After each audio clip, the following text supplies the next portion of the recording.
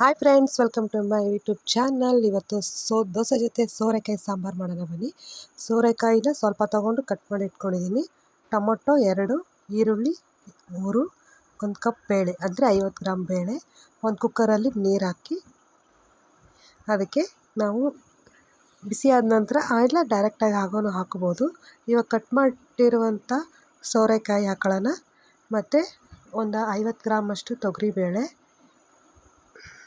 Tomato cut ಮಾಡಿದ್ದೀನಿ 2 ಹಾಕಿದ್ದೀನಿ tomato, ಈರುಳ್ಳಿ 3 ಚಿಕ್ಕದಾಗಿರೋದ್ರಿಂದ 3 ಹಾಕಿದ್ದೀನಿ. ಮೀಡಿಯಮ್ ಸೈಜ್ ಆದರೆ ನೀವು 2 ಹಾಕ್ಕೋಬೋದು. ಇವು ಕಟ್ ಮಾಡಿರುವಂಥ ಸೋರೆಕಾಯಿ, ಒಂದು ಚಿಟಿಕೆ ಅರಿಶಿನ, ಇಲ್ಲಿ 1 ಟೇಬಲ್ ಸ್ಪೂನಷ್ಟು ಆಯಿಲ್ ಹಾಕ್ಕೊಂಡಿದ್ದೀನಿ ನಾನು. ಆಯಿಲ್ ಹಾಕ್ಕೊಂಡ್ರೆ ಕುಕ್ಕರ್ ವಿಶಿಲ್ ಹೊಡೆಯುವಾಗ ಎಲ್ಲ ಲೀಕ್ ಆಗೋಲ್ಲ. ಹೀಗಾಗಿ ನೋಡಿ 3 ವಿಶಿಲ್ ಮಾಡಿ ಸಾಕು, ಬೆಂದಿದೆ. ಇವಾಗ ನೋಡಿ ಚೆನ್ನಾಗಿ ಹಣ್ಣಾಗಿ ಬೆಂದಿದೆ ಅಲ್ವಾ. ಒಗ್ಗರಣೆ ಹಾಕ್ಕೊಳ್ಳೋಣ ಬನ್ನಿ. ಇವಾಗ ಸ್ಟವ್ ಮೇಲೆ ಒಂದು ಬಾಣಲಿ ಮಡಗಿ ಅದಕ್ಕೆ ಒಂದು 3 ಟೇಬಲ್ ಸ್ಪೂನಷ್ಟು ಆಯಿಲ್ ಹಾಕ್ಕೊಳ್ಳಿ. ಅದು ಬಿಸಿ ಆದ ನಂತರ ಸಾಸಿವೆ,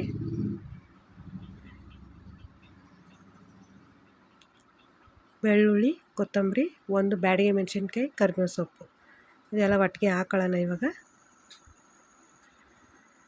ಬಿಸಿ ಬಿಸಿ ದೋಸೆಗೆ ಸೋರೆಕಾಯಿ ಸಾಂಬಾರು ಸೂಪರಾಗಿ ಬಂದಿದೆ.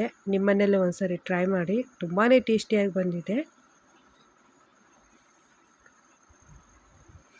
ಇವಾಗ ಬೇಳೆ ಬೆಂದಿರೋದನ್ನ ಹಾಕ್ಕೊಳ್ಳೋಣ. ನೋಡಿ ಹಾಕ್ತಾಯಿದ್ದೀನಿ. ನಿಜವಾಗ್ಲೂ ಫ್ರೆಂಡ್ಸ್ ತುಂಬಾ ಚೆನ್ನಾಗಿ ಬಂದಿದೆ.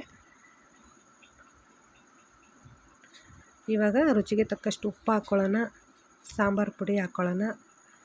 ಒಂದು 2 ಟೇಬಲ್ ಸ್ಪೂನಷ್ಟು ಸಾಂಬಾರು ಪುಡಿ ಹಾಕ್ಕೊಳ್ಳೋಣ. ಬೇಯ್ತಾ ಇದೆ, ಆಗಲೇ ಬೇಯಲಿ ಅದು. ರುಚಿಗೆ ತಕ್ಕಷ್ಟು ಉಪ್ಪು ಹಾಕ್ಕೊಳ್ಳಿ. ಸಾಂಬಾರು ಪುಡಿ 2 ಟೇಬಲ್ ಸ್ಪೂನು ನೋಡಿ ಹಾಕ್ತಾಯಿದ್ದೀನಿ. ಚೆನ್ನಾಗಿ ತಿರುಗಿಸಿ